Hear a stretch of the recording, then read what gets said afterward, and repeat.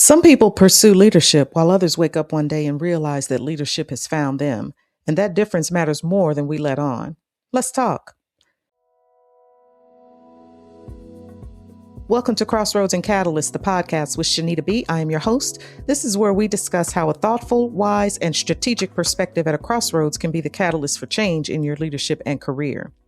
Now, leadership for some is just another activity that you do while at work to pay the bills. But there is certainly more to it than that. There are those who aspire to that position. There are those who are forced into the position, and still there are others who are called to the position. Now, I think that there are definitely more followers than there are leaders. And you've heard me say before that leadership ain't for the weak. So to come by a leadership position solely as a part of the environment where you haven't really sought it out, it can bring more problems than really what you want to deal with. And we already know that being a leader and having to guide teams and hold teams accountable, it comes with a scope of work that a lot of us just are disinterested in. But if you find that you have been called to a position, and excuse me, let me take that back. If you find that you have been positioned to be promoted into a position that requires you to lead and manage people, well, now you have to learn how to navigate that in a way that maybe you just really don't typically move.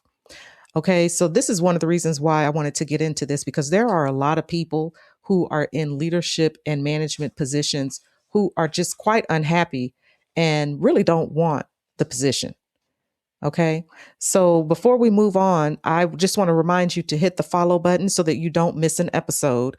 And you can do this in Apple and Spotify, but you can also do this when you go to my website, crossroadsandcatalyst.com, and you will receive the notices every time an episode is published. Okay. So let's jump into it. So the crossroads here is you're basically trying to understand where you fit in as a leader, and specifically if you did not seek the position.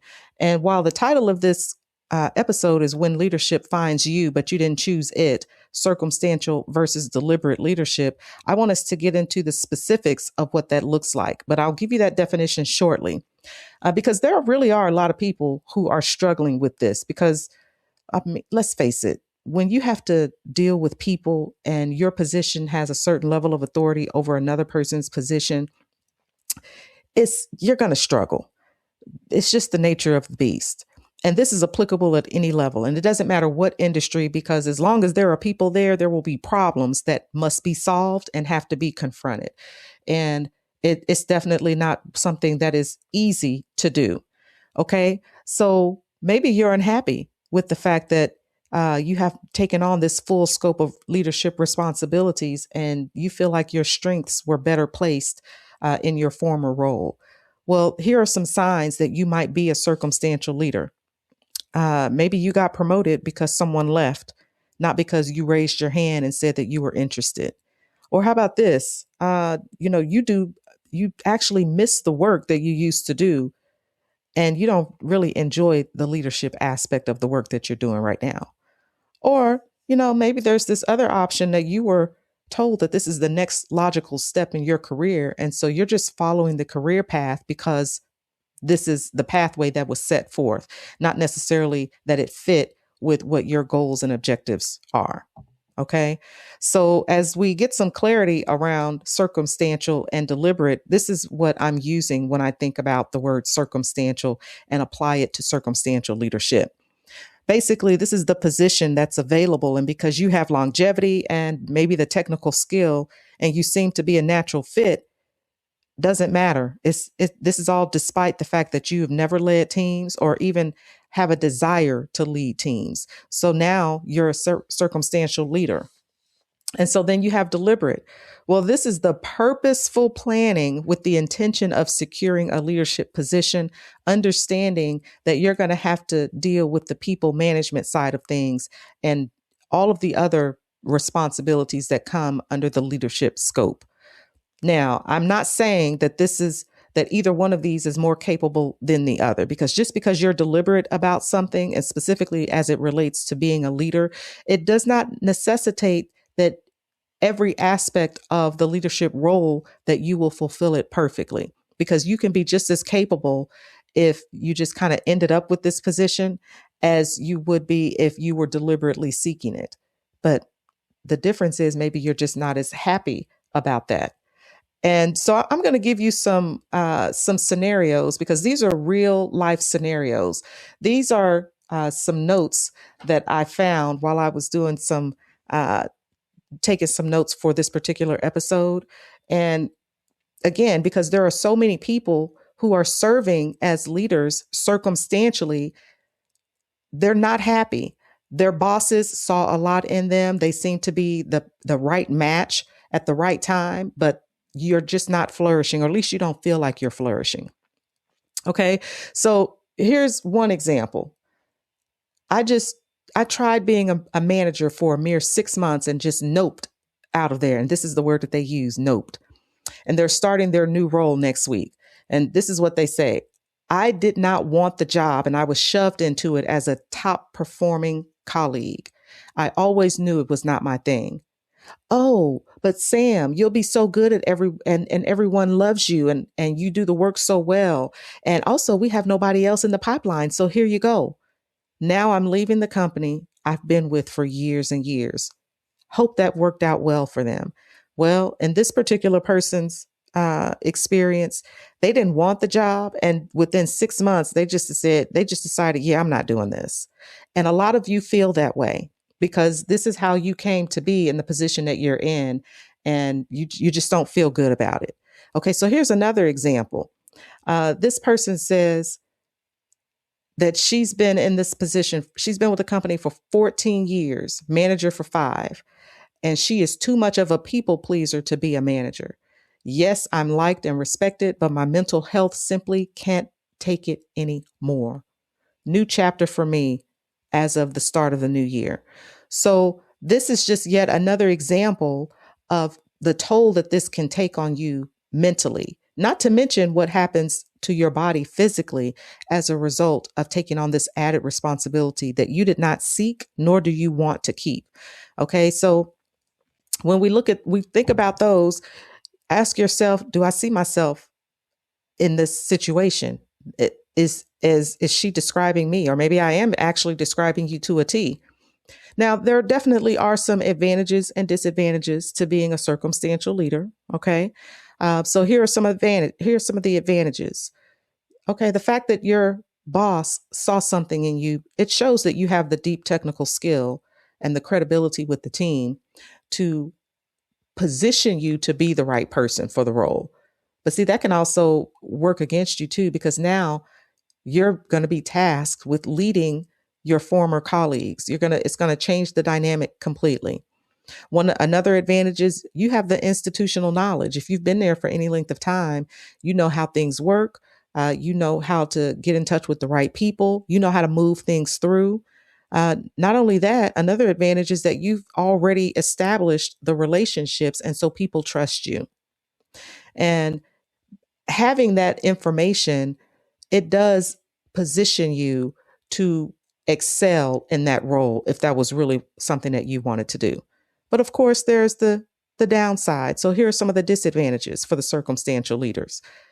Again, the people management. Anytime you have to tell people to show up on time or to dress properly, or you have to address some issues with their performance, especially if these are former colleagues, it's going to be uncomfortable. Holding people accountable and having those conversations is extremely difficult, especially if you're timid or you're a people pleaser.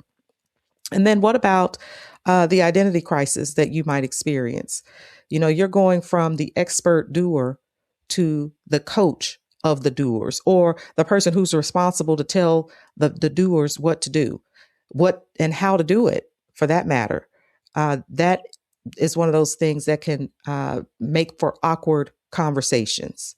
And then if you couple that with the lack of leadership training, it only exacerbates the problem. Because what do you have? You have, in a lot of organizations, a lack of a robust leadership development program. And so it kind of leaves you out there floating by yourself. And so then what happens is you end up with resentment toward this role that you didn't choose. And just like the fellow that I just read to you that left the company, well, sometimes that's what people do. And some of you may be on the cusp of doing that, which is part of the reason why I wanted to talk about this. So then what kind of choices do we have? And you have to ask yourself, what will you do differently? So let's first acknowledge that many circumstantial leaders can become great deliberate leaders once they commit. If you have determined that you want to stick it out, then you can do that. But let me also frame it for you this way. You cannot continue with the same old and expect different results. That is the definition of insanity. Continuing the same process and expecting something to be different in the result. It just doesn't happen like that. So you can start today by moving and thinking differently about leadership and specifically how you lead if you decide that you want to continue to pursue this leadership role. Because, one of the other benefits of being a leader in a lot of circumstances is that you get an increased salary. Now, there's a lot to be said for that, but you might also pay for it in other ways, especially if you determine that, look, I'm just unhappy and this is not something that I want to pursue. Okay.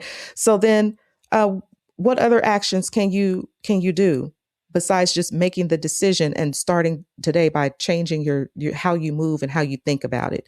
Well, you can invest in leadership training. A lot of companies do offer reimbursement for college courses or any type of other continuing education or development courses.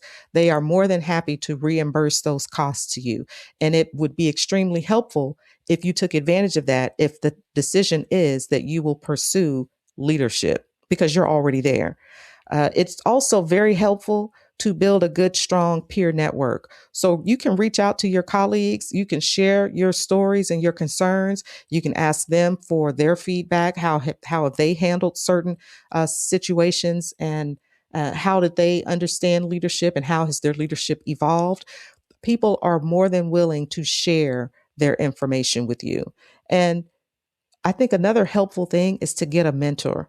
If you have a boss who saw well enough in you to want to promote you, they would be flattered, or a lot of them would be flattered if you asked if they would be your mentor.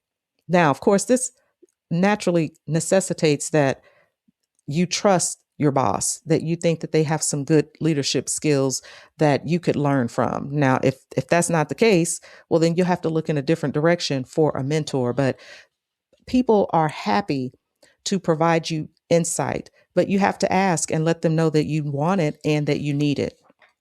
So those are some choices that you have, some options that you have if you decide that you want to continue down the leadership path. But then there's also the other thing. You can choose to step back and go into the role that you formerly had, if that's an option, or maybe you need to move into a different department or go to a different organization doing the type of work that you formerly did without the leadership responsibilities. There is nothing wrong with that, and you should not feel badly about doing that if that is the choice that you ultimately decide to make. Okay? So that is how you can use that as your catalyst. Okay? I want to just reiterate to you that the choice is up to you. No one can live your life for you. You have to decide what it is that you want to do. And if you recognize that there are traits and characteristics about you that just make it way too difficult and you're just not interested in moving forward with leadership, make the decision and stick with it. Are you the called? Are you the forced? Are you the aspiring? So decide which one describes you. Okay. And then as far as your action, write it down. It is helpful a lot of times to write down what it is that you really want to do. And then after that, have a conversation with a spouse or a partner or even a mentor and make a decision about what next steps are appropriate for you. Okay. That will always serve you well. And then I want to make sure that you understand that you have to make a decision for yourself. What is going to help you to thrive and to flourish?